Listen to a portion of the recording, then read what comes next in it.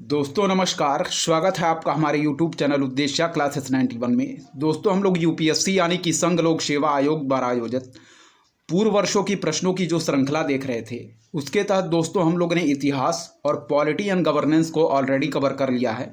हमारा सब्जेक्ट चल रहा था दोस्तों ज्योग्राफी, और ज्योग्राफी में हम देख रहे थे दोस्तों भारत एवं विश्व का भूगोल, जिसमें दोस्तों हम लोगों ने भारत के भूगोल को ऑलरेडी कवर कर लिया है। विश्व का भूगोल हम देख रहे थे, और विश्व का भूगोल के तहत हमारा दोस्तों टॉपिक चल रहा था, वह था कौन? भू आकृतिक विज्ञान हम देख रहे थे। ठीक है, विश्व का भूगोल के तहत हमारा टॉपिक चल रहा था दोस्तों भू आकृतिक विज्ञान, और जिसमें हम लोग 2023 से लेकर 2014 तक के प्रश्नों को ऑलरेडी कवर कर लिया है, जिससे संबंधित वीडियोस हमारे चैनल पर ऑलरेडी अपलोडेड की जा चुकी हैं। ठीक है दोस्तों, इस वीडियो में हम देखेंगे जो हमारा विश्व का भूगोल के तहत भू आकृतिक विज्ञान टॉपिक है, उसमें 2014 में कौन से प्रश्न पूछे गए हैं उनको हम ध्यानपूर्वक देखेंगे। दोस्तों ध्यानपूर्वक देखिएगा दोस्तों, क्योंकि आगामी जो हमारी 16 जून 2024 को परीक्षा लगी हुई है आईएएस प्रीलिम्स की, उसकी दृष्टि से ये सारे जो हमारे पीवाईक्यू हैं यानी कि प्रीवियस ईयर क्वेश्चन है दोस्तों, वह मोस्ट इंपॉर्टेंट होंगे। ठीक है, इसलिए ध्यानपूर्वक देखिएगा। चलिए 2014 में जो भू आकृतिक विज्ञान टॉपिक से पूछा गया प्रश्न है उसको हम ध्यानपूर्वक देखेंगे। ठीक है, चलिए ध्यानपूर्वक देखिएगा। चलिए 2014 में पूछे गए प्रश्न को देखेंगे। टॉपिक चल रहा था विश्व का भूगोल सब्जेक्ट के तहत भू आकृतिक विज्ञान। ठीक है, चलिए ध्यानपूर्वक देखिएगा। देखें, कह रहा दोस्तों कि निम्नलिखित में से किस घटना या किन घटनाओं ने जीवों के विकास को क्या प्रभावित किया होगा। फिर देखिए, निम्नलिखित में से किस घटना या किन घटनाओं ने जीवों के विकास को क्या किया होगा, प्रभावित किया होगा। ठीक है, तो इसमें पहला पॉइंट दिया है दोस्तों महाद्वीपीय विस्थापन, और दूसरा दिया है दोस्तों हिमानी चक्र। ठीक है, तो कह रहा है नीचे दिए गए कूट का प्रयोग कर सही उत्तर चुनिए।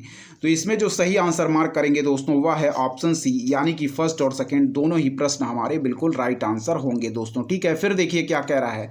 कह रहा है कि निम्नलिखित में से किस घटना या किन घटनाओं ने जीवों के विकास को प्रभावित किया होगा। पहला दोस्तों महाद्वीपीय विस्थापन है, और दूसरा दोस्तों हिमानी चक्र है। ठीक है, प्रश्न में कह रहा है कि नीचे दिए गए कूट का प्रयोग कर सही उत्तर चुनिए। तो इसमें सही आंसर मार्क करेंगे ऑप्शन सी, फर्स्ट और सेकंड हमारे दोनों पॉइंट सही दिए गए हैं। ऑप्शन सी बिल्कुल राइट आंसर होगा। ठीक है, व्याख्या देखें क्या कह रहा है। कह रहा दोस्तों कि महाद्वीपीय विस्थापन की संकल्पना को 20वीं सदी के आरंभिक दशकों पे अल्फ्रेड वेगनर द्वारा प्रभावित किया गया। फिर देखिए क्या है। कह रहा है कि महाद्वीपीय विस्थापन की संकल्पना को 20वीं सदी के आरंभिक दशकों में अल्फ्रेड वेगनर द्वारा प्रस्तावित किया गया, और इसके तहत वेगनर ने बताया कि पृथ्वी के स्थलीय भाग यानी कि पेंजिया का कार्बोनिफेरस युग के उपरांत विभिन्न खंडों में टूटन एवं प्रवाह हुआ, जिससे वर्तमान स्थलीय विन्यास क्या दोस्तों प्राप्त हुआ है। ठीक है, फिर से पढ़ेंगे क्या दिया गया है। देखें, कह रहा है कि निम्नलिखित में से किस घटना या किन घटनाओं ने जीवों के विकास को प्रभावित किया होगा। तो पहला कह रहा है कि महाद्वीपीय विस्थापन, दूसरा कह रहा है दोस्तों हिमानी चक्र। सही आंसर हम लोगों ने मार्क किया ऑप्शन सी, 1 और 2 दोनों पॉइंट हमारे सही दिए गए हैं। और व्याख्या हम लोगों ने देखा कि महाद्वीपीय विस्थापन की संकल्पना को 20वीं सदी के आरंभिक दशकों में अल्फ्रेड वेगनर द्वारा प्रस्तावित किया गया, और इसके तहत वेगनर ने बताया कि पृथ्वी के स्थलीय भाग यानी कि पेंजिया का कार्बोनिफेरस युग के उपरांत विभिन्न खंडों में टूटन एवं प्रवाह हुआ, जिससे वर्तमान स्थलीय विन्यास क्या हुआ है दोस्तों प्राप्त हुआ है। ठीक है, चलिए आगे के पॉइंट को देखेंगे। ध्यानपूर्वक देखिएगा, आगे के पॉइंट भी हमारे मोस्ट इंपॉर्टेंट हैं। ठीक है, इसलिए ध्यानपूर्वक देखिए आगे के पॉइंट क्या कह रहे हैं। चलिए देखेंगे ध्यानपूर्वक आगे के पॉइंट हमारे क्या दिए गए हैं। चलिए देखिए यहाँ पे कह रहा दोस्तों हमारा पहला पॉइंट क्या कह रहा है, ध्यानपूर्वक देखिएगा कि प्रवाह के इस दौर में वनस्पतियों एवं जीवों का विश्व के विभिन्न भागों यानी कि ध्रुवीय से लेकर भूमध्य रेखीय प्रदेशों तक में क्या हुआ दोस्तों, विसरण हुआ। ठीक है, फिर देखिए क्या कह रहा है, ध्यानपूर्वक देखिए कि प्रवाह के इस दौर में वनस्पतियों एवं जीवों का विश्व के विभिन्न भागों यानी कि ध्रुवीय से लेकर भूमध्य रेखीय प्रदेशों तक में क्या हुआ दोस्तों, विसरण हुआ। इससे विभिन्न जलवायु प्रदेशों के अनुकूलन एवं तत्संबंधी प्रजाति सम्मिश्रण को क्या दोस्तों प्रोत्साहन मिला, जो जैविक विकास में क्या दोस्तों सहायक रहा। इस पॉइंट को याद रखिएगा। ठीक है, एक बार और देख लेंगे कि प्रवाह के इस दौर में वनस्पतियों एवं जीवों का विश्व के विभिन्न भागों यानी कि ध्रुवीय से लेकर भूमध्य रेखीय प्रदेशों तक में विसरण हुआ। इससे विभिन्न जलवायु प्रदेशों के अनुकूलन एवं तत्संबंधी प्रजाति सम्मिश्रण को प्रोत्साहन मिला, जो जैविक विकास में क्या रहा दोस्तों सहायक रहा। ठीक है, अगला पॉइंट देखेंगे क्या कह रहा है, ध्यानपूर्वक देखें। कह रहा दोस्तों कि हिमानी चक्र के दौरान जब हिमकाल का समय आता है तो सभी वनस्पतियां बर्फ में दब जाती हैं तथा कठोर जलवायुविक दशाओं में जैविकीय विकास सीमित अथवा अत्यंत मंद हो जाता है, परंतु जैसे ही हिमावरण छटता है तथा तापमान बढ़ता है एवं वर्षा भी पर्याप्त मात्रा में होने लगती है तो जैविकीय विकास को क्या दोस्तों प्रोत्साहन मिलता है। इस प्रकार स्पष्ट है कि जैविक विकास महाद्वीपीय विस्थापन एवं हिमानी चक्र से प्रभावित है। ठीक है, फिर देख लेंगे हिमानी चक्र के दौरान जब हिमकाल का समय आता है तो सभी वनस्पतियां बर्फ में दब जाती हैं तथा कठोर जलवायुविक दशाओं में जैविकीय विकास सीमित अथवा अत्यंत मंद हो जाता है।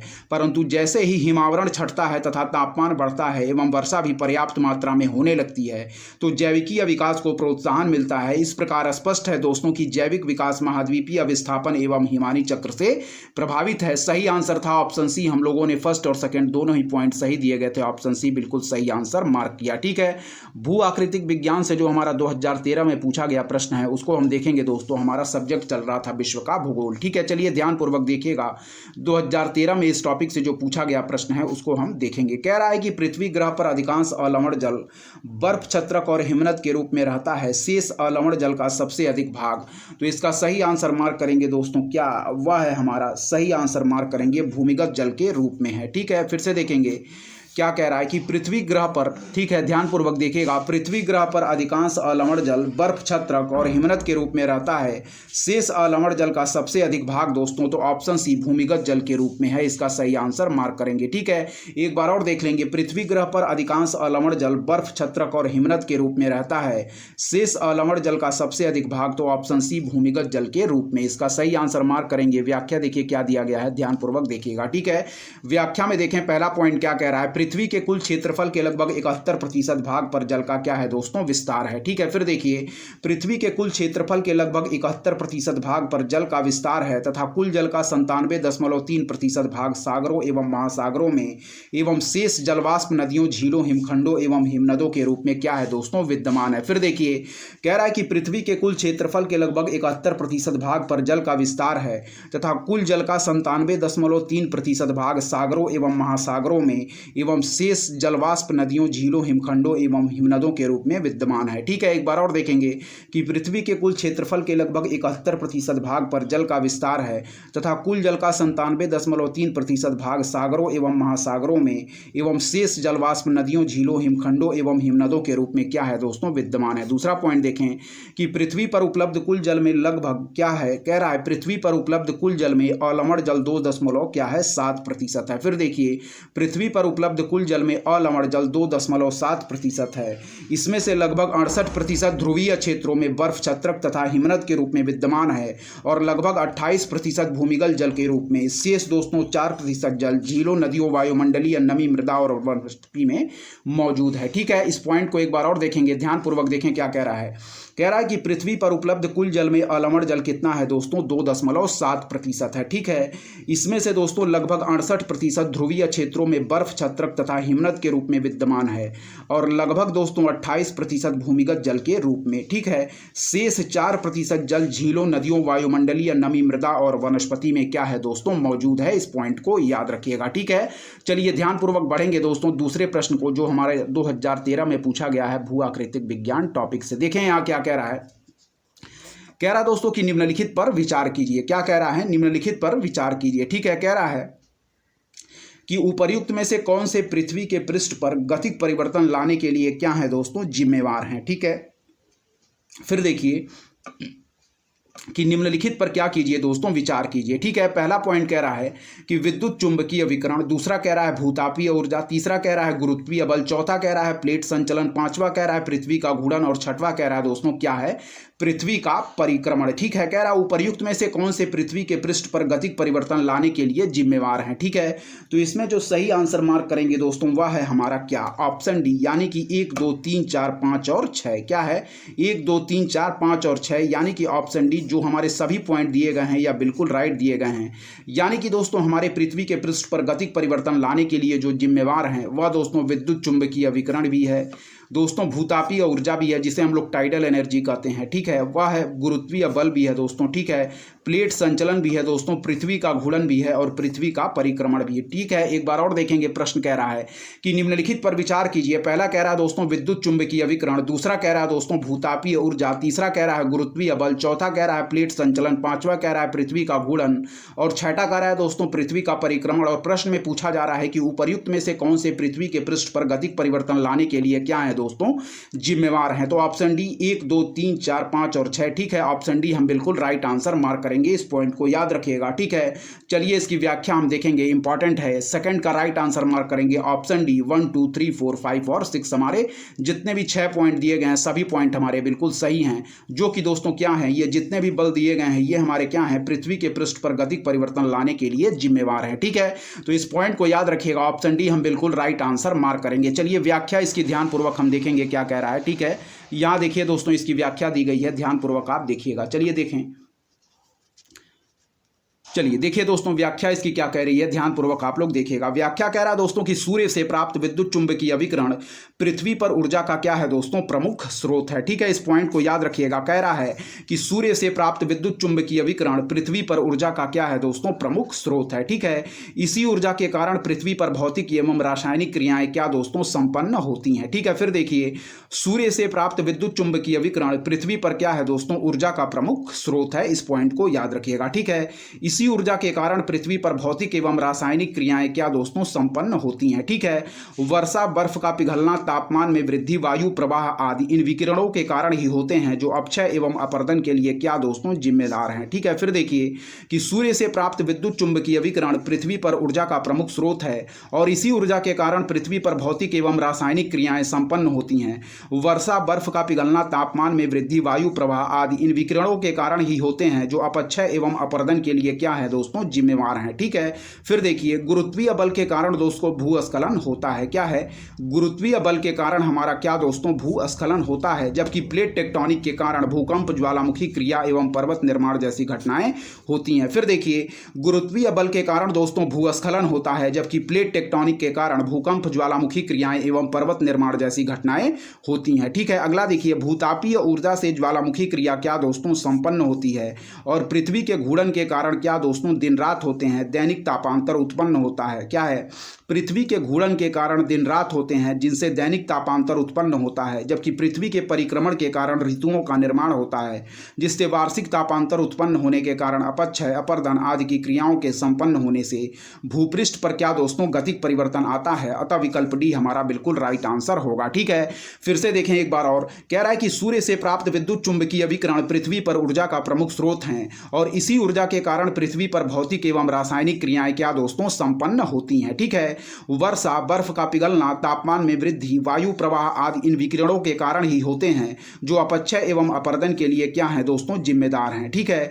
गुरुत्वीय बल के कारण भूस्खलन होता है, जबकि प्लेट टेक्टोनिक के कारण भूकंप, ज्वालामुखी क्रिया एवं पर्वत निर्माण जैसी घटनाएं होती हैं, क्या है, गुरुत्वीय बल के कारण दोस्तों भूस्खलन होता है, जबकि प्लेट टेक्टोनिक के कारण भूकंप, ज्वालामुखी क्रिया एवं पर्वत निर्माण जैसी घटनाएं होती हैं, ठीक है।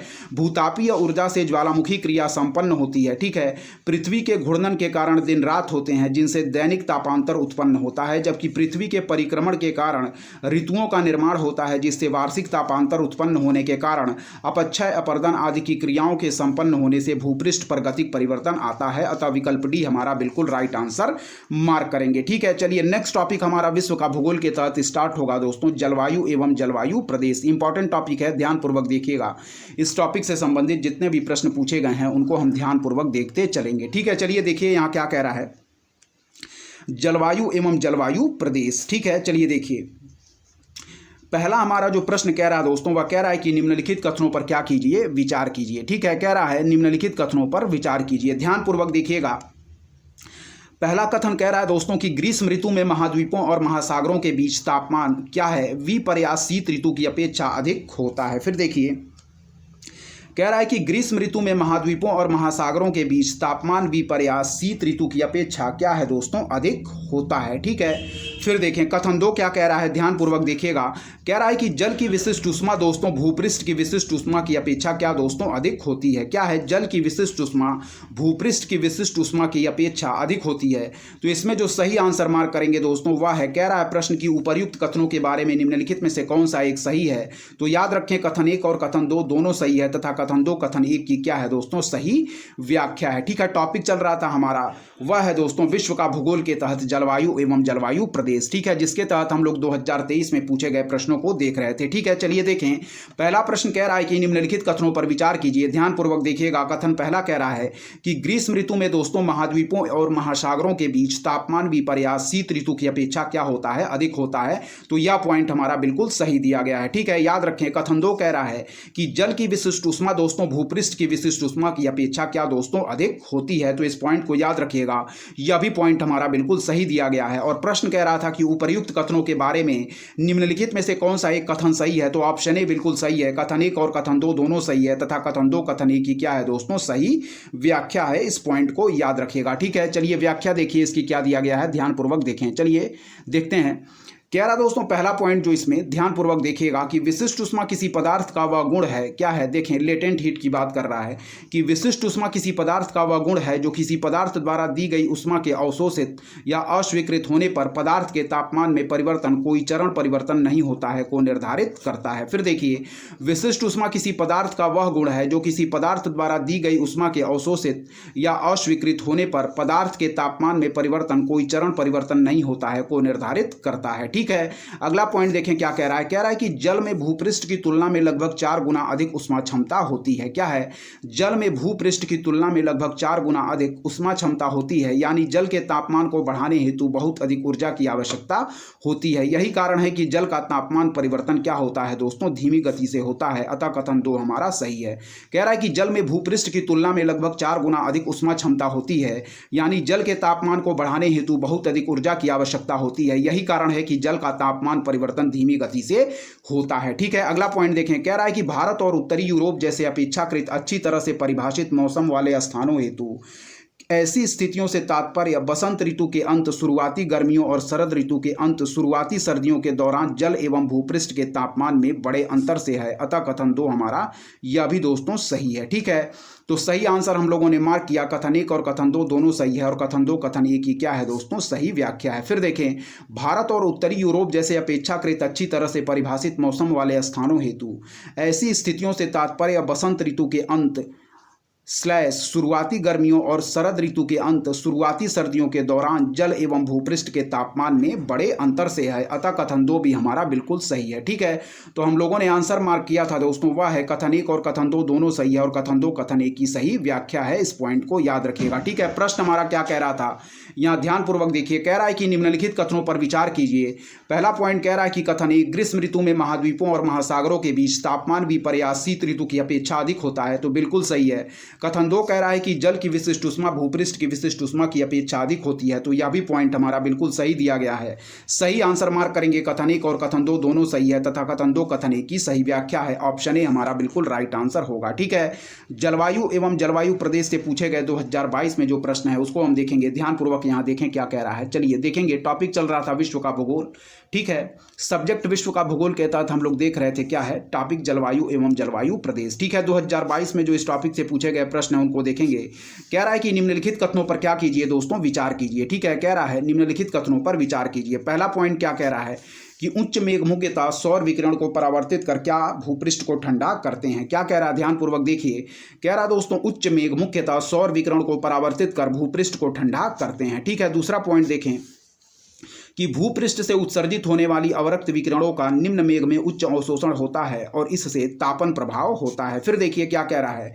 कह रहा है कि निम्नलिखित कथनों पर विचार कीजिए। पहला पॉइंट कह रहा है कि उच्च मेघ मुख्यतः सौर विकिरण को परावर्तित कर भूपृष्ठ को क्या करते हैं दोस्तों, ठंडा करते हैं। ठीक है, दूसरा पॉइंट देखें कि भूपृष्ठ से उत्सर्जित होने वाली अवरक्त विकिरणों का निम्न मेघ में उच्च अवशोषण होता है और इससे तापमान क्या है, तापन प्रभाव होता है। कह रहा है कि उपर्युक्त कथनों में से कौन कौन से सही हैं। तो सही आंसर मार्क करेंगे, ना तो एक ही और ना ही दो। ठीक है, चलिए व्याख्या देखेंगे इसकी। ध्यानपूर्वक देखें क्या कह रहा है। कह रहा दोस्तों कि बादल जहां बनते हैं उसी स्थान पर उनका क्या है, अध्ययन और उनकी विशेषताएं जलवायु परिवर्तन संबंधी ज्ञान में महत्वपूर्ण भूमिका निभाती हैं। क्या है, कह रहा है कि बादल जहां बनते हैं उसी स्थान पर उनका अध्ययन और उनकी विशेषताएं जलवायु परिवर्तन संबंधी ज्ञान में महत्वपूर्ण भूमिका निभाती हैं। ठीक है, कम घने बादल मुख्य रूप से सौर विकिरण को दर्शाते हैं और पृथ्वी की सतह को क्या दोस्तों ठंडा करते हैं। फिर देखिए, कम घने बादल मुख्य रूप से सौर विकिरण को दर्शाते हैं और पृथ्वी की सतह को क्या करते हैं दोस्तों ठंडा करते हैं। ठीक है, उच्च पतले बादल मुख्य रूप से आने वाले सौर विकिरण को संचारित करते हैं, साथ ही वे पृथ्वी द्वारा उत्सर्जित कुछ निर्वतमान और रक्त विकिरणों में फंस जाते हैं और इसे वापस नीचे की ओर विकीर्ण कर देते हैं, जिससे पृथ्वी की सतह गर्म हो जाती है। अतः कथन दो हमारा दोनों कथन सही नहीं है, इस पॉइंट को याद रखिएगा। ठीक है, क्या कह रहा है ध्यानपूर्वक देखिए, फिर से हम व्याख्या देखेंगे दोस्तों, इंपॉर्टेंट है, एक बार और हम व्याख्या को देखेंगे। ठीक है दोस्तों, चलिए देखते हैं क्या कह रहा है, ध्यानपूर्वक देखिएगा। कह रहा है कि बादल जहां बनते हैं उसी स्थान पर उनका अध्ययन और उनकी विशेषताएं जलवायु परिवर्तन संबंधी ज्ञान में महत्वपूर्ण भूमिका निभाती हैं। ठीक है, फिर देखें, कह रहा है कि कम घने बादल मुख्य रूप से सौर विकिरण को क्या दोस्तों दर्शाते हैं। ठीक है, और पृथ्वी की सतह को क्या दोस्तों ठंडा करते हैं। ठीक है, उच्च पतले बादल मुख्य रूप से आने वाले सौर विकिरण को संचारित करते हैं। क्या है, उच्च पतले बादल मुख्य रूप से आने वाले सौर विकिरण को संचारित करते हैं, साथ ही वे पृथ्वी द्वारा उत्सर्जित कुछ निर्वतमान और रक्त विकिरणों में फंस जाते हैं। ठीक है, कह रहा है और इससे वापस नीचे की ओर विकीर्ण कर देते हैं, जिससे पृथ्वी की सतह गर्म हो जाती है। अतः दोनों कथन हमारे सही नहीं दिए गए हैं। ठीक है, प्रश्न क्या कह रहा था, कह रहा था कि निम्नलिखित कथनों पर विचार कीजिए। पहला पॉइंट कह रहा था कि उच्च मेघ मुख्यतः सौर विकिरण को परावर्तित कर भूपृष्ठ को ठंडा करते हैं, तो यह पॉइंट हमारा गलत दिया गया है।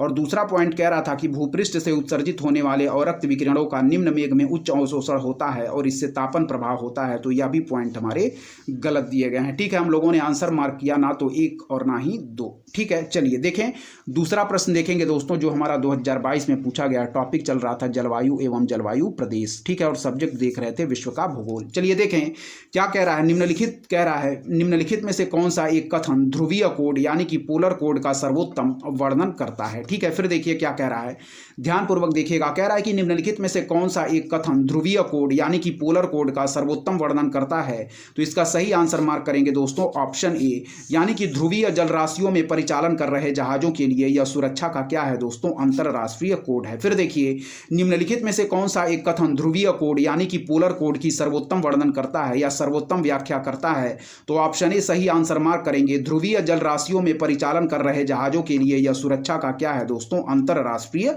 कोड है। इस पॉइंट को याद रखिएगा। एक बार और देख लेंगे कि निम्नलिखित में से कौन सा एक कथन ध्रुवीय कोड का सर्वोत्तम वर्णन करता है, तो याद रखें दोस्तों इसका बिल्कुल सही आंसर मार्क करेंगे। ध्रुवीय जलराशियों में परिचालन कर रहे जहाजों के लिए यह सुरक्षा का अंतरराष्ट्रीय कोड है। ऑप्शन ए हमारा बिल्कुल राइट आंसर होगा। इसकी व्याख्या यहां देखें क्या कह रहा है, ध्यानपूर्वक देखिएगा। चलिए देखें, कह रहा है दोस्तों पहला पॉइंट जो कह रहा है व्याख्या में, वह कह रहा है कि ध्रुवीय जल में संचालित जहाजों के लिए IMO यानी कि इंटरनेशनल मैरीटाइम ऑर्गेनाइजेशन की बात कर रहा है। ठीक है, देखें ध्यानपूर्वक, कह रहा है कि ध्रुवीय जल में संचालित जहाजों के लिए IMO का अंतरराष्ट्रीय कोड यानी कि ध्रुवीय कोड समुद्र में जीवन की सुरक्षा के लिए अंतर्राष्ट्रीय सम्मेलन यानी कि सोलास और जहाज़ों से प्रदूषण की रोकथाम के लिए अंतर्राष्ट्रीय सम्मेलन यानी कि मारपोल दोनों के तहत क्या है दोस्तों अनिवार्य है। ठीक है, ध्रुवीय संहिता में दोस्तों डिजाइन, निर्माण, उपकरण, परिचालन, प्रशिक्षण, खोज और बचाव तथा दो ध्रुवों के आसपास के दुर्गम जल में चलने वाले जहाज़ों के लिए प्रासंगिक क्या है दोस्तों पर्यावरण संरक्षण मामलों की पूरी श्रृंखला शामिल है। अतः विकल्प ए हमारा सही है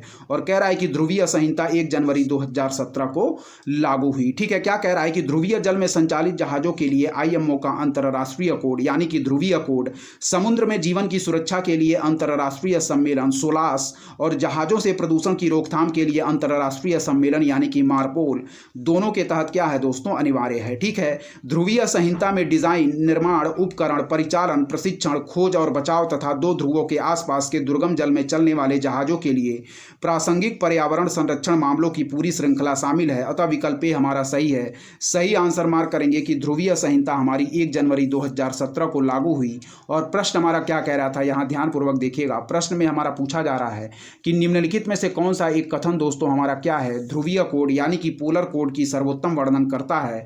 तो याद रखें, ध्रुवीय जलराशियों में परिचालन कर रहे जहाजों के लिए यह सुरक्षा का क्या है दोस्तों अंतरराष्ट्रीय कोड है हमारा पोलर कोड, जिसे हम लोग ध्रुवीय कोड भी कहते हैं, वही प्रश्न में पूछा जा रहा है। सही आंसर हम लोगों ने ऑप्शन ए मार्क किया। ठीक है दोस्तों, चलिए आगे बढ़ेंगे, ध्यानपूर्वक देखेंगे आगे के प्रश्न हमारे क्या कह रहे हैं। सारे ही प्रश्न हमारे आगामी परीक्षा की दृष्टि से मोस्ट इंपॉर्टेंट हैं, इसलिए ध्यानपूर्वक जितने भी प्रश्नों को हम लोग हल करते चल रहे हैं, सारे प्रश्नों को आप लोग ध्यानपूर्वक देखते चलिए। ठीक है दोस्तों, चलिए बढ़ेंगे आगे के प्रश्नों की तरफ। और दोस्तों, यदि आपको हमारा कंटेंट पसंद आ रहा है तो हमारे चैनल उद्देश्य क्लासेस 91 को दोस्तों जरूर सब्सक्राइब करें, लाइक करें दोस्तों, अपने दोस्तों के बीच शेयर भी करें, और ऐसे ही दोस्तों लगातार पढ़ते रहें। हमारे चैनल की तरफ से अच्छा कंटेंट प्रोवाइड करने की आपको पूरी कोशिश की जाएगी दोस्तों। ठीक है, चलिए आगे के प्रश्नों की तरफ हम बढ़ेंगे, देखेंगे आगे के प्रश्न हमारे ध्यानपूर्वक क्या कह रहे हैं। ध्यानपूर्वक सारे प्रश्नों को आप लोग देख।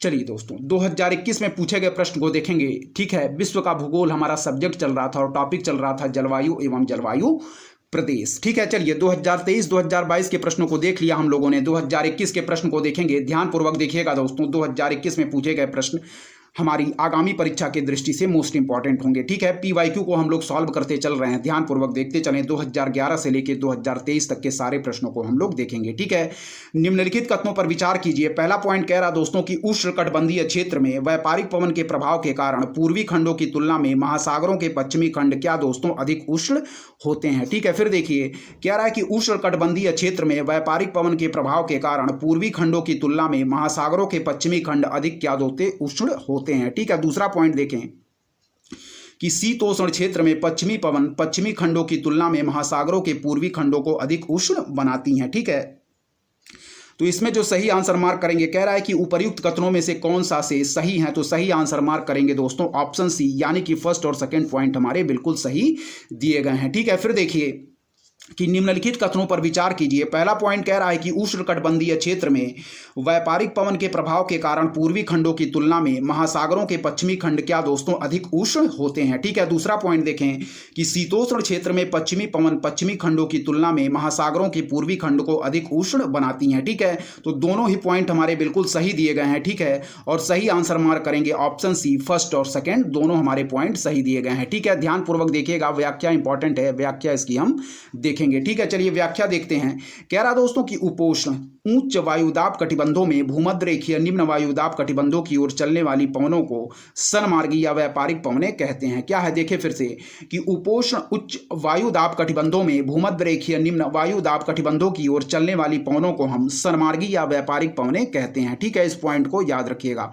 फिर कह रहा है दोस्तों कि ये पवनें महासागरों के पूर्वी खंड से गर्म और हल्के जल को आगे की ओर लेकर जाती हैं। क्या है, ये पवनें महासागरों के पूर्वी खंड से गर्म और हल्के जल को आगे की ओर लेकर जाती हैं, जिससे महासागर के निचले क्षेत्र का ठंडा जल ऊपर आ जाता है, और इस प्रकार इन पवनों से महासागरों के पूर्वी खंड ठंडे और पश्चिमी खंड अपेक्षाकृत अधिक गर्म हो जाते हैं। ठीक है, फिर कह रहा है कि इसी प्रकार शीतोष्ण क्षेत्र में उपोष्ण उच्च वायुदाब कटिबंध से उपध्रुवीय निम्न वायुदाब कटिबंधों की ओर चलने वाली पश्चिमी पवनें यानी कि वेस्टर्लीज महासागरों के पश्चिमी खंड के गर्म और हल्के जल को आगे की ओर हटाती हैं, जिससे पूर्वी खंड हमारे गर्म हो जाते हैं। अतः विकल्प सी हमारा बिल्कुल राइट आंसर है। ठीक है, ध्यानपूर्वक इस प्रश्न को देखिएगा, इंपॉर्टेंट है। एक बार और प्रश्न को हम देखेंगे, देखें यहाँ क्या कह रहा है। कह रहा दोस्तों कि निम्नलिखित कथनों पर क्या कीजिए, विचार कीजिए। ठीक है, पहला पॉइंट हमारा क्या कह रहा है, कह रहा है कि उष्णकटिबंधीय क्षेत्र में व्यापारिक पवन के प्रभाव के कारण पूर्वी खंडों की तुलना में महासागरों के पश्चिमी खंड अधिक उष्ण होते हैं। ठीक है, दूसरा पॉइंट देखें कि शीतोष्ण क्षेत्र में पश्चिमी पवन पश्चिमी खंडों की तुलना में महासागरों के पूर्वी खंड को अधिक उष्ण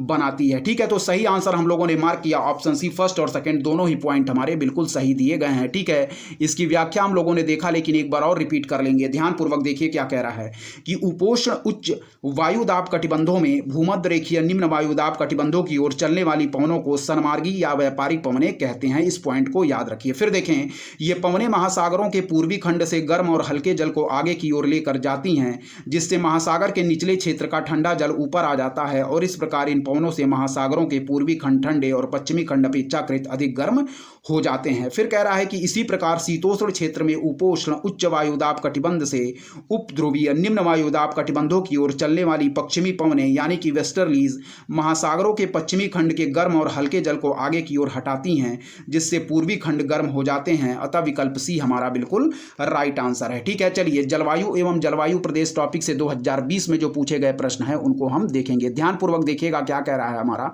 चलिए देखिए, कह रहा दोस्तों निम्नलिखित कथनों पर विचार कीजिए। ठीक है, पहला पॉइंट कह रहा है कि जेट प्रवाह केवल उत्तरी गोलार्ध में होते हैं। ठीक है, ध्यानपूर्वक देखें, कह रहा है कि जेट प्रवाह केवल उत्तरी गोलार्ध में होते हैं। ठीक है, दूसरा पॉइंट कह रहा है केवल कुछ चक्रवात ही केंद्र में क्या वाताक्ष उत्पन्न करते हैं। क्या है, कह रहा है कि केवल कुछ चक्रवात ही केंद्र में वाताक्ष उत्पन्न करते हैं। ठीक है, तीसरा पॉइंट कह रहा है कि चक्रवात की वाताक्ष के अंदर का तापमान आसपास के तापमान से लगभग क्या है 10 डिग्री सेंटीग्रेड कम होता है। ठीक है, तो इसमें जो सही आंसर कह रहा है कि उपर्युक्त कथनों में से कौन से सही हैं, तो केवल सेकंड पॉइंट दोस्तों सही दिया गया है कि केवल कुछ चक्रवात ही केंद्र में क्या दोस्तों वाताक्ष उत्पन्न करते हैं। बाकी फर्स्ट और थर्ड पॉइंट हमारे गलत दिए गए हैं। सेकंड पॉइंट दोस्तों हमारा बिल्कुल सही दिया गया है, इस पॉइंट को याद रखिएगा। ठीक है, कह रहा है निम्नलिखित कथनों पर विचार कीजिए। पहला पॉइंट कह रहा है कि जेट प्रवाह केवल उत्तरी गोलार्ध में होते हैं। दूसरा पॉइंट कह रहा है कि केवल कुछ चक्रवात ही केंद्र में वाताक्ष उत्पन्न करते हैं। तीसरा पॉइंट कह रहा है कि चक्रवात की वाताक्ष के अंदर का तापमान आसपास के तापमान से लगभग 10 डिग्री सेंटीग्रेड कम होता है। तो फर्स्ट और थर्ड पॉइंट गलत दिए गए हैं, सेकंड पॉइंट बिल्कुल राइट है। हम लोगों ने आंसर मार्क किया ऑप्शन सी केवल सेकंड। ठीक है, व्याख्या इसकी देखें, इंपॉर्टेंट है, ध्यानपूर्वक देखिएगा क्या कह रहा है।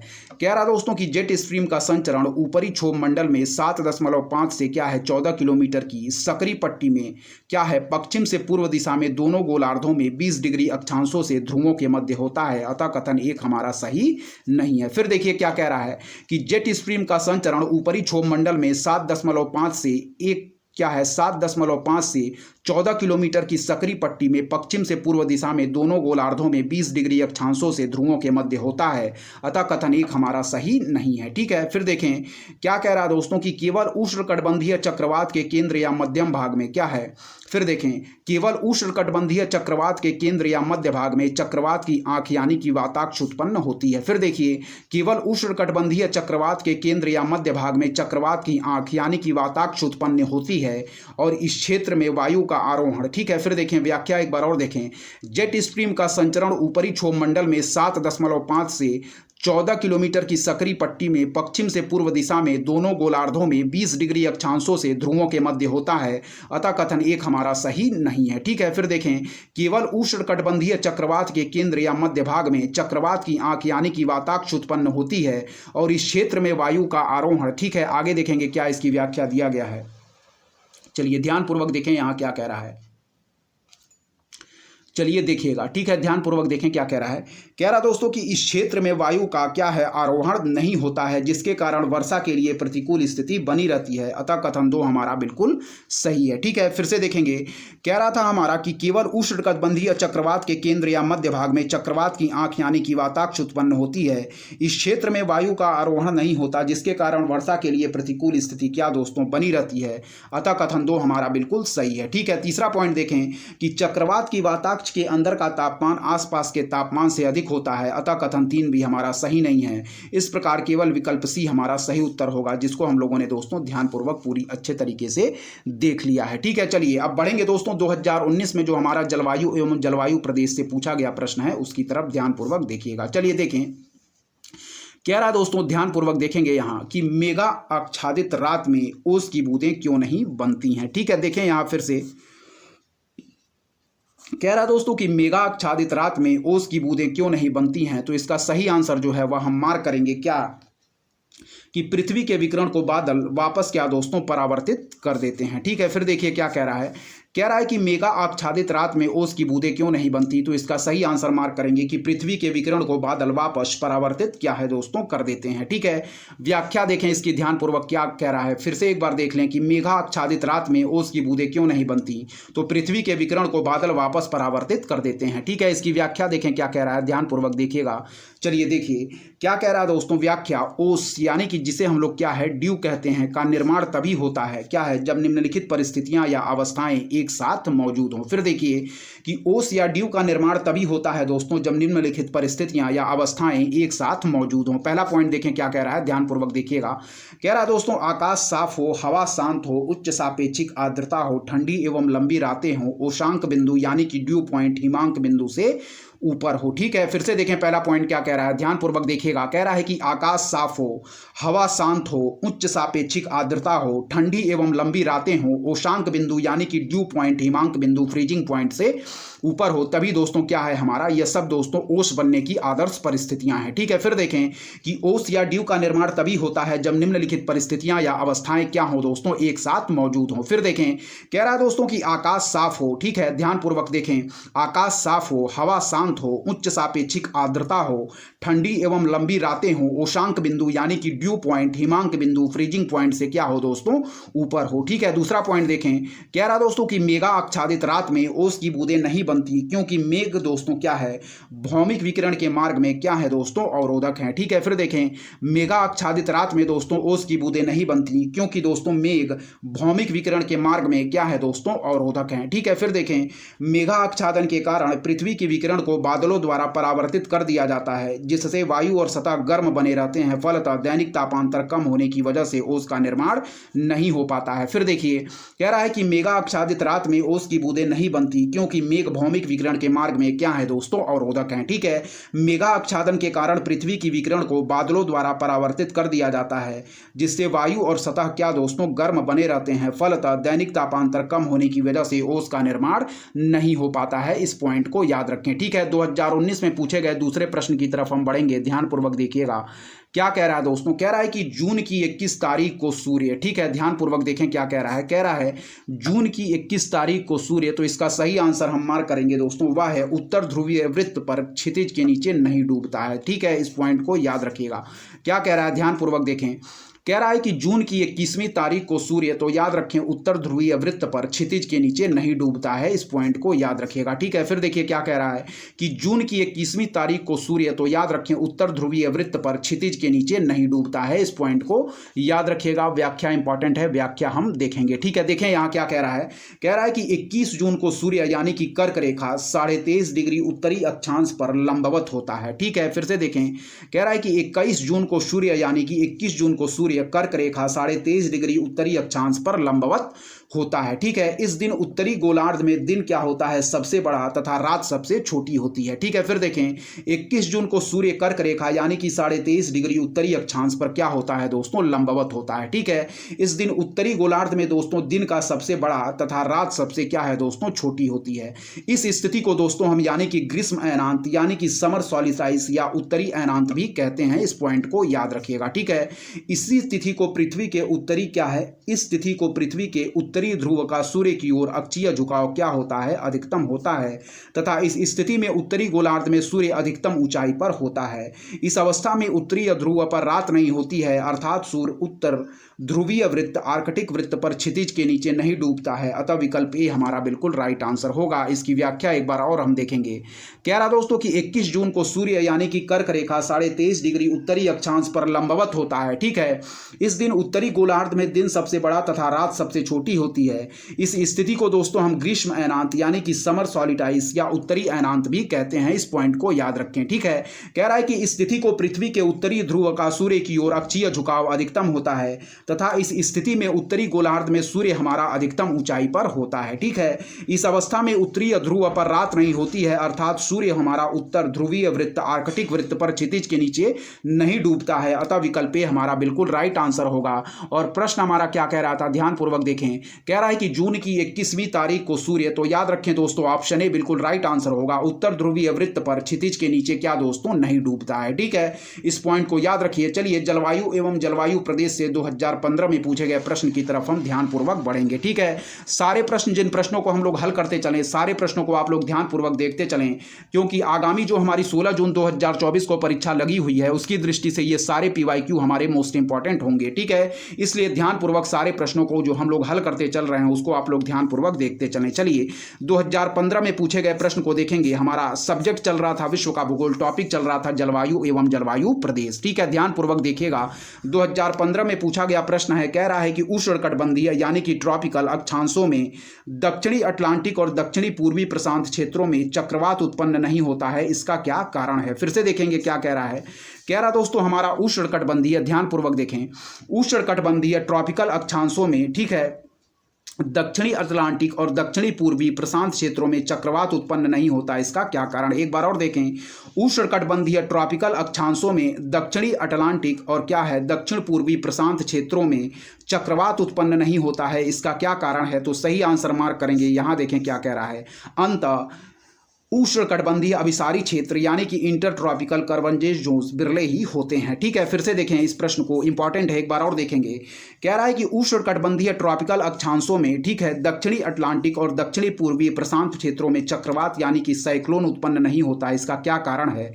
तो याद रखें, अंतः उष्णकटिबंधीय अभिसारी क्षेत्र यानी कि इंटर ट्रॉपिकल कन्वर्जेंस जोन बिरले ही होते हैं, इस पॉइंट को याद रखिए। ठीक है, व्याख्या देखेंगे, इंपॉर्टेंट है, एक बार और प्रश्न पढ़ लेंगे कि उष्णकटिबंधीय ट्रॉपिकल अक्षांशों में दक्षिण अटलांटिक और दक्षिण पूर्वी प्रशांत क्षेत्रों में चक्रवात उत्पन्न नहीं होता है, इसका क्या कारण है? तो सही आंसर हम लोगों ने मार्क किया कि अंतः उष्णकटिबंधीय अभिसारी क्षेत्र यानी कि इंटर ट्रॉपिकल कन्वर्जेंस जोन बिरले ही होते हैं, इस पॉइंट को याद रखिएगा। ऑप्शन बी हमारा बिल्कुल राइट आंसर होगा। ठीक है, व्याख्या देखें, इंपॉर्टेंट है। चलिए देखिए, कह रहा है कि उष्णकटिबंधीय अक्षांशों में दक्षिण अटलांटिक एवं दक्षिण पूर्वी प्रशांत क्षेत्र में चक्रवातों की उत्पत्ति नहीं होती है, क्योंकि इन क्षेत्रों में प्रचंडकारी रूप से क्या है, क्योंकि इन क्षेत्रों में प्रचंडकारी रूप में क्षोभ मंडलीय ऊर्ध्वाधर वायु कर्तन यानी कि ट्रोपोस्फेरिक वर्टिकल विंड सीर पाई जाती है। अतः यहाँ पवनों का अवरोहण होता है, जिससे सतह पर ITCZ यानी कि इंटर ट्रॉपिकल कन्वर्जेंस जोन कमजोर पड़ जाता है तथा यहाँ की सागरीय सतह पर ITCZ अनुपस्थित हो जाता है।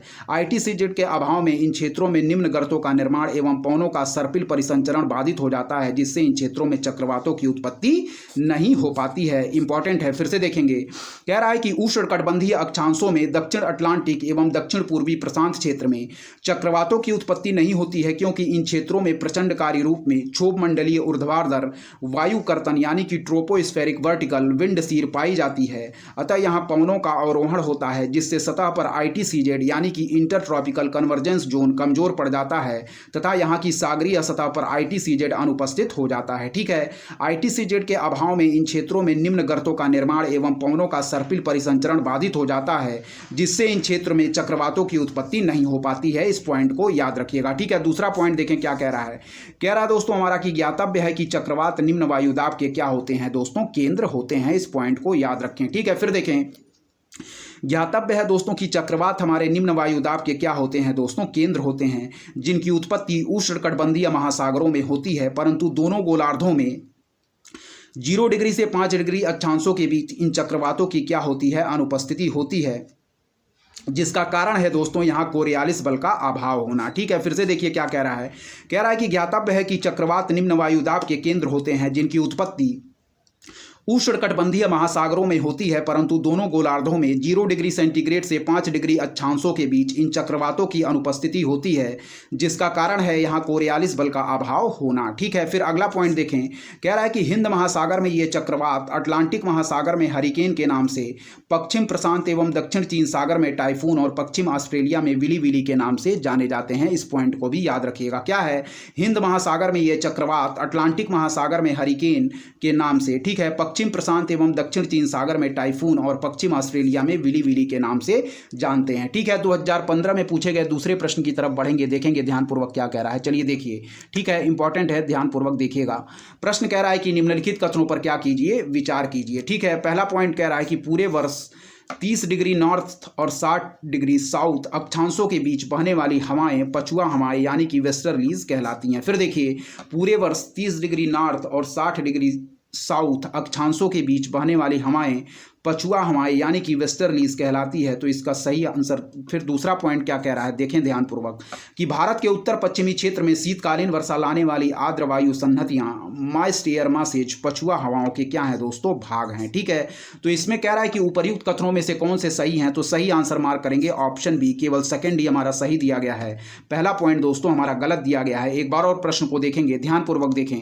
कह रहा है हमारा कि निम्नलिखित कथनों पर क्या कीजिए दोस्तों, विचार कीजिए। पहला पॉइंट कह रहा है कि पूरे पूरे वर्ष 30 डिग्री नॉर्थ और 60 डिग्री साउथ अक्षांशों के बीच बहने वाली हवाएं पछुआ हवाएं यानी कि वेस्टर्लीज कहलाती हैं, तो यह पॉइंट हमारा गलत दिया गया है। दूसरा पॉइंट देखें, भारत के उत्तर पश्चिमी क्षेत्र में शीतकालीन वर्षा लाने वाली आर्द्र वायु सन्नतियां यानी कि मॉइस्ट एयर मासेज पछुआ हवाओं के भाग हैं, तो यह पॉइंट दोस्तों हमारा बिल्कुल सही दिया गया है। ठीक है, व्याख्या देखेंगे, इंपॉर्टेंट है। चलिए देखेंगे क्या कह रहा है, ध्यानपूर्वक देखिएगा। ठीक है, कह रहा दोस्तों असमान सूर्यातप। क्या है? असमान सूर्यातप की प्राप्ति के कारण पृथ्वी पर दोनों गोलार्धों में उच्च एवं निम्न वायुदाब की विशिष्ट पेटियों का सृजन होता है, जिनके बीच क्या है दोस्तों, पवनों का प्रभाव प्रारंभ होता है। फिर देखिए व्याख्या कह रहा है कि असमान सूर्यातप की प्राप्ति के कारण पृथ्वी पर दोनों गोलार्धों में उच्च एवं निम्न वायुदाब की विशिष्ट पेटियों का सृजन होता है, जिनके बीच पवनों का क्या हमारा प्रवाह दोस्तों प्रारंभ होता है। इस पॉइंट को याद रखिएगा। ठीक है, असमान सूर्यातप की प्राप्ति के कारण पृथ्वी पर दोनों गोलार्धों में उच्च एवं निम्न वायुदाब की विशिष्ट पेटियों का सृजन होता,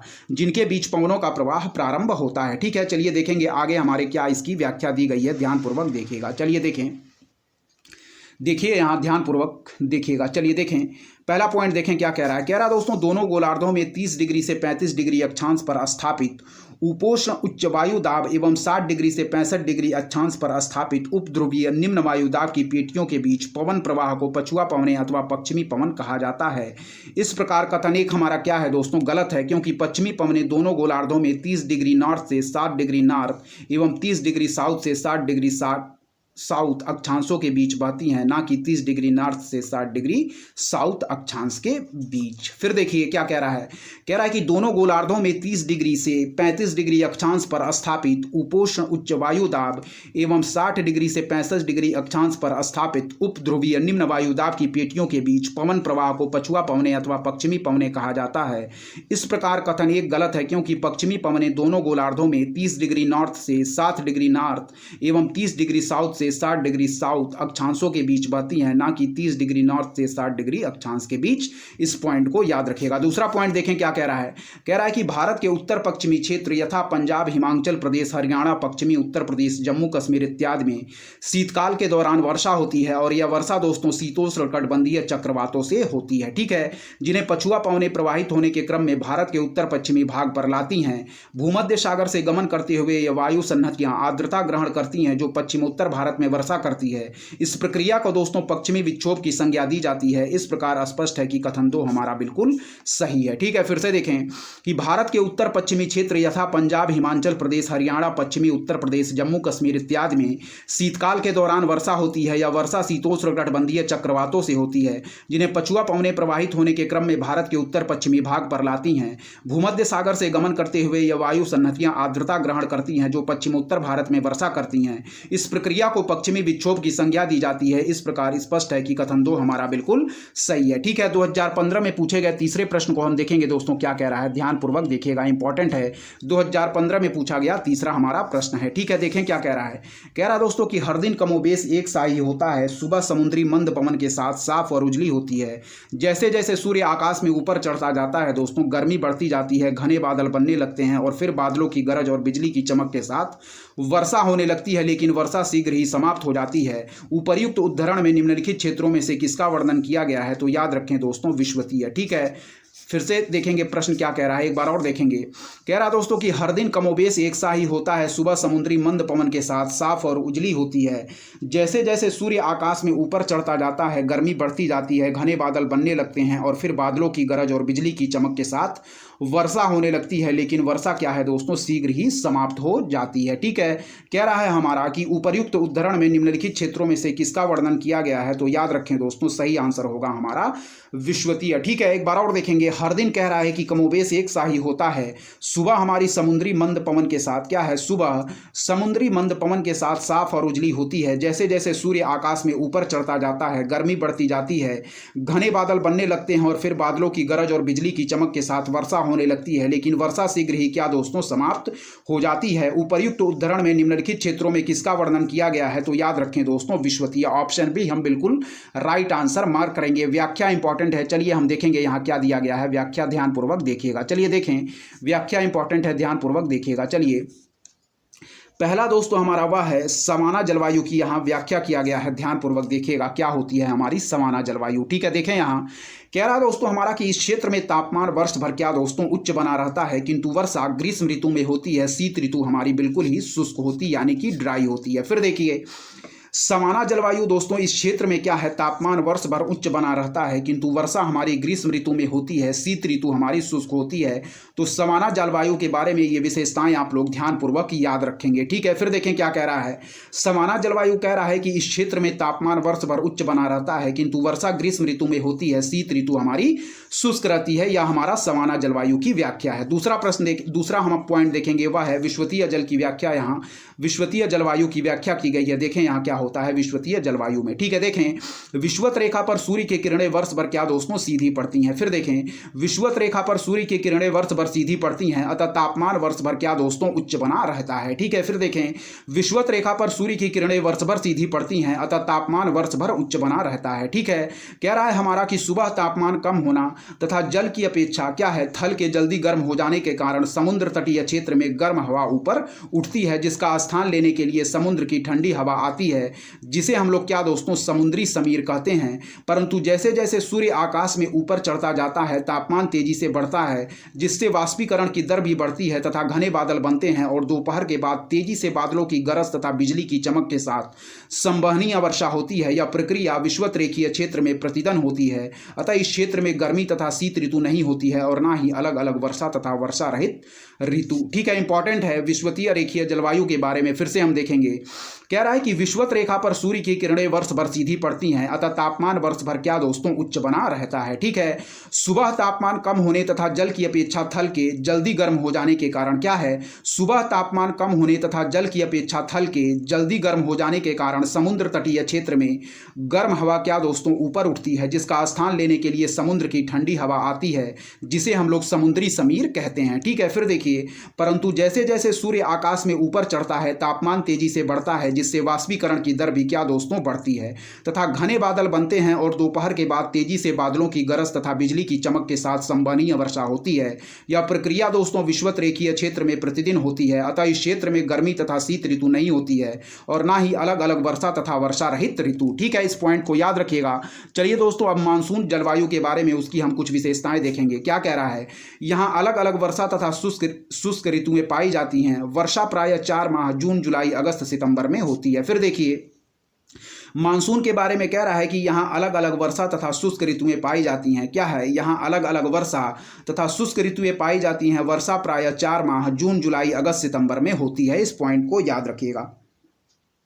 देखिए मानसून के बारे में कह रहा है कि यहाँ अलग अलग वर्षा तथा शुष्क ऋतुएं पाई जाती हैं और वर्षा प्रायः 4 माह जून जुलाई अगस्त सितंबर में होती है। ठीक है, चलिए देखेंगे अब हम भूमध्य सागरीय यहाँ जलवायु के बारे में यहाँ देखेंगे। इंपॉर्टेंट है, यह कई बार परीक्षा में पूछा गया है, ध्यानपूर्वक देखिएगा। कह रहा दोस्तों कि 30 डिग्री से 40 डिग्री अक्षांशों के मध्य अवस्थित होने के कारण इस क्षेत्र में तापमान कम पाया जाता है। वर्षा शीत ऋतु में होती है एवं ग्रीष्म ऋतु प्रायः शुष्क होती है। ठीक है, इस प्रकार प्रश्न में उल्लिखित जलवायुवीय विशेषताएं विषुवतीय जलवायु क्षेत्र की हैं। फिर से देखें भूमध्य सागरीय जलवायु के बारे में कह रहा है कि 30 डिग्री से 40 डिग्री अक्षांशों के मध्य अवस्थित होने के कारण इस क्षेत्र में तापमान कम पाया जाता है। वर्षा शीत ऋतु में होती है एवं ग्रीष्म ऋतु क्या होती है दोस्तों प्रायः शुष्क होती है। ठीक है, इस प्रकार प्रश्न में उल्लिखित जलवायुवीय विशेषताएं विषुवतीय जलवायु क्षेत्र की हैं। ठीक है, यहां देखेंगे क्या कह रहा है, ध्यानपूर्वक एक बार और प्रश्न हम देख लेंगे। प्रश्न हमारा दोस्तों पूछ रहा था, वह कह रहा था कि हर दिन कमोबेश एक सा ही होता है। सुबह समुद्री मंद पवन के साथ साफ और उजली होती है। जैसे जैसे सूर्य आकाश में ऊपर चढ़ता जाता गर्मी बढ़ती जाती है, घने बादल बनने लगते हैं और फिर बादलों की गरज और बिजली की चमक के साथ वर्षा होने लगती है। लेकिन वर्षा शीघ्र ही दोस्तों क्या हमारी समाप्त हो जाती है। कह रहा है कि उपर्युक्त उद्धरण में निम्नलिखित क्षेत्रों में किसका वर्णन किया गया है, तो याद रखें ऑप्शन बी विषुवतीय हमारा बिल्कुल राइट आंसर होगा और इसकी व्याख्या को भी हम लोगों ने ध्यानपूर्वक पूरी तरीके से देख लिया है। ठीक है दोस्तों, अब बढ़ेंगे हम नेक्स्ट हमारे जो प्रश्न पूछे गए हैं उनकी तरफ। ध्यानपूर्वक सारे प्रश्नों को आप लोग देखते चलें, क्योंकि आगामी परीक्षा की दृष्टि से सारे ही प्रश्न हमारे मोस्ट इंपॉर्टेंट होंगे। क्योंकि यूपीएससी में दोस्तों प्रश्न नहीं लेकिन फैक्ट हमारे जरूर रिपीट करते हैं, इसलिए ध्यानपूर्वक जो भी फैक्ट यानी जो भी पॉइंट हम लोग हल करते चल रहे हैं सारे पॉइंटों को आप लोग ध्यानपूर्वक देखते चलें। और दोस्तों यदि आपको हमारा कंटेंट पसंद आ रहा है तो हमारे चैनल उद्देश्य क्लासेस 91 को दोस्तों जरूर सब्सक्राइब करें, लाइक करें दोस्तों, अपने दोस्तों के बीच शेयर करें और ऐसे ही दोस्तों लगातार पढ़ते रहें। चलिए आगे के प्रश्नों की तरफ हम बढ़ेंगे दोस्तों। ठीक है, टॉपिक हमारा चल रहा था दोस्तों कौन, वह है हमारा जलवायु एवं जलवायु प्रदेश, जिसमें हम लोगों ने 2015 तक के प्रश्न को ऑलरेडी कवर कर लिया है। अब बढ़ेंगे हम आगे के प्रश्नों की तरफ, देखेंगे आगे के प्रश्न हमारे क्या। चलिए देखिए दोस्तों, ठीक है, 2014 में जो जलवायु एवं जलवायु प्रदेश टॉपिक से पूछा गया प्रश्न है उसको हम देखेंगे, इंपॉर्टेंट है, ध्यानपूर्वक देखिएगा। चलिए देखिए, कह रहा दोस्तों कि पवनों का मौसमी उत्क्रमण किसका प्रारूपी अभिलक्षण है। ठीक है, फिर से देखिए, कह रहा है कि पवनों का मौसमी उत्क्रमण किसका प्रारूपी अभिलक्षण है, तो याद रखें दोस्तों हमारा वह है मानसूनी जलवायु। ठीक है, यानी हमारा मानसूनी जलवायु की यहाँ बात की जा रही है। ठीक है, ध्यानपूर्वक देखिएगा क्या कह रहा है, एक बार और प्रश्न को पढ़ेंगे, ध्यानपूर्वक देखें। 2014 में जो पूछा गया प्रश्न है वह कह रहा है कि पवनों का मौसमी उत्क्रमण किसका प्रारूपी अभिलक्षण है, तो बिल्कुल सही आंसर मार्क करेंगे दोस्तों, ऑप्शन सी मानसूनी जलवायु। ठीक है, चलिए व्याख्या इंपॉर्टेंट है, ध्यानपूर्वक इसकी व्याख्या हम देख लेते हैं। चलिए व्याख्या देखें क्या कह रहा है। कह रहा दोस्तों हमारा कि मानसून का उद्भव अरबी भाषा के मौसम शब्द से हुआ, जिसका अर्थ है पवनों का क्या है, ऋतुवत उत्क्रमण। ऐसे मानसूनी पवनों के प्रभाव में आने वाले क्षेत्रों में मानसूनी जलवायु का क्या दोस्तों निर्माण हुआ। ठीक है, फिर देखें व्याख्या क्या कह रहा है, ध्यानपूर्वक देखिएगा। कह रहा दोस्तों कि मानसून का उद्भव हमारा अरबी भाषा के मौसम शब्द से हुआ है, जिसका अर्थ है दोस्तों पवनों का ऋतुवत उत्क्रमण। ठीक है, ऐसे मानसूनी पवनों के प्रभाव में आने वाले क्षेत्रों में मानसूनी जलवायु का क्या दोस्तों निर्माण हुआ। ठीक है, पहला पॉइंट ध्यानपूर्वक देखिएगा क्या कह रहा है। कह रहा दोस्तों कि विश्व में मानसूनी जलवायु वाले प्रमुख क्षेत्र हैं भूमध्य रेखा के दोनों ओर 5 से 30 डिग्री अक्षांशों के बीच, दक्षिण एवं दक्षिण पूर्व एशिया, अफ्रीका का पूर्वीय तटीय भाग, उत्तरी ऑस्ट्रेलिया एवं संयुक्त राज्य अमेरिका के दक्षिण पूर्व तटीय भाग। ठीक है, वास्तव में ये प्रदेश व्यापारिक हवाओं की पेटी में आते हैं, जिनमें ऋतुवत उत्तर तथा दक्षिण की ओर खिसकाव होता रहता है। ठीक है, जिसके कारण मानसून प्रकार की विशेष जलवायु की उत्पत्ति होती है। इसमें 6 महीने तक पवनें सागर से स्थल की ओर एवं शेष 6 महीने तक स्थल से सागर की ओर चला करती हैं। ठीक है, फिर से देखेंगे, कह रहा है कि विश्व में मानसूनी जलवायु वाले प्रमुख क्षेत्र हैं भूमध्य रेखा के दोनों ओर 5 डिग्री से 30 डिग्री अक्षांशों के बीच, दक्षिण एवं दक्षिण पूर्व एशिया, अफ्रीका का पूर्वीय तटीय भाग, उत्तरी ऑस्ट्रेलिया एवं संयुक्त राज्य अमेरिका के दक्षिण पूर्व तटीय भाग। ठीक है, कह रहा है कि वास्तव में ये प्रदेश हमारे व्यापारिक हवाओं की पेटी में आते हैं, जिनमें ऋतुवत उत्तर तथा दक्षिण की ओर खिसकाव होता रहता है, जिसके कारण मानसून प्रकार की विशेष जलवायु की उत्पत्ति होती है। इसमें 6 महीने तक पवनें सागर से स्थल क्या है, इसमें 6 महीने तक पवनें सागर से स्थल एवं शेष 6 महीने तक स्थल से सागर की ओर चला करती हैं। इस पॉइंट को याद रखिएगा। दूसरा पॉइंट देखें क्या कह रहा है। कह रहा दोस्तों हमारा कि भूमध्य रेखीय जलवायु विषुवत रेखा के उत्तर तथा दक्षिण में 5 डिग्री से 10 डिग्री अक्षांश तक, अमेजन बेसिन, अफ्रीका का कांगो बेसिन, गिनी तट, पूर्वी मध्य America, Panama, Costa Rica, Nicaragua, Honduras तथा दक्षिण पूर्व एशिया के देशों में पाई जाती हैं। इस प्रकार की जलवायु का विकास वर्ष भर पड़ने वाली सूर्य की सीधी किरणों के कारण उत्पन्न उच्च तापमान व संवहनीय वर्षा के कारण होता है। ठीक है, फिर से देखेंगे क्या कह रहा है, ध्यानपूर्वक देखिएगा, इंपॉर्टेंट है। चलिए देखिए, कह रहा दोस्तों हमारा कि भूमध्य रेखीय जलवायु विषुवत रेखा के उत्तर तथा दक्षिण में 5 डिग्री से 10 डिग्री अक्षांश तक, अमेजन बेसिन, अफ्रीका का कांगो बेसिन, गिनी तट, पूर्वी मध्य America, Panama, Costa Rica, Nicaragua, Honduras तथा दक्षिण पूर्व एशिया के देशों में पाई जाती हैं। ठीक है, इस प्रकार की जलवायु का विकास वर्ष भर पड़ने वाली सूर्य की सीधी किरणों के कारण उत्पन्न उच्च तापमान व संवहनीय वर्षा के कारण होता है। इस पॉइंट को याद रखिएगा। अगला पॉइंट देखें क्या कह रहा है। कह रहा है हमारा कि भूमध्य सागरीय जलवायु भूमध्य रेखा के 30 डिग्री से 40 डिग्री अक्षांशों के बीच महाद्वीपों के पश्चिमी भागों में पाई जाती है। इसका विस्तार भूमध्य सागर के परिधि देशों कैलिफोर्निया, चिली, दक्षिण अफ्रीका, दक्षिण पश्चिमी ऑस्ट्रेलिया में है। इस जलवायु में जाड़े में ये प्रदेश पछुआ हवा की पेटी में आ जाते हैं, परिणाम स्वरूप चक्रवातीय वर्षा होती है। ग्रीष्म काल में ये अयनवर्तीय उच्च दाब के क्षेत्र में आ जाते हैं, जिस कारण प्रति चक्रवातीय दशाओं का सृजन होता है तथा वर्षा नहीं हो पाती है। ठीक है, फिर से देखेंगे क्या कह रहा है, ध्यानपूर्वक देखिएगा क्या कह रहा है यहाँ कि भूमध्य सागरीय जलवायु भूमध्य रेखा के 30 डिग्री से 40 डिग्री अक्षांशों के बीच महाद्वीपों के पश्चिमी भागों में पाई जाती है। इसका विस्तार भूमध्य सागर के परिधि देशों कैलिफोर्निया, चिली, दक्षिण अफ्रीका, दक्षिण पश्चिमी ऑस्ट्रेलिया में है। इस जलवायु में जाड़े में ये प्रदेश पछुआ हवा की पेटी में आ जाते हैं, परिणाम स्वरूप चक्रवातीय वर्षा होती है। ग्रीष्म काल में ये अयनवर्तीय उच्च दाब के क्षेत्र में आ जाते, जिस कारण प्रति चक्रवातीय दशाओं का सृजन होता है तथा वर्षा नहीं हो पाती है। ठीक है, चलिए दोस्तों बढ़ेंगे 2013 में जो हमारे पूछे गए प्रश्न हैं उनकी तरफ। जलवायु एवं जलवायु प्रदेश हमारा टॉपिक चल रहा था। ठीक है, ध्यानपूर्वक देखिएगा। कह रहा है दोस्तों हमारा क्या कि महाद्वीपों के अंतःस्थों का वार्षिक ताप परिसर तटीय क्षेत्रों की अपेक्षा अधिक होता है, इसका या इसके क्या कारण है। फिर देखें, महाद्वीपों के अंतःस्थों का वार्षिक ताप परिसर तटीय क्षेत्रों की अपेक्षा अधिक होता है, इसका या इसके क्या कारण है।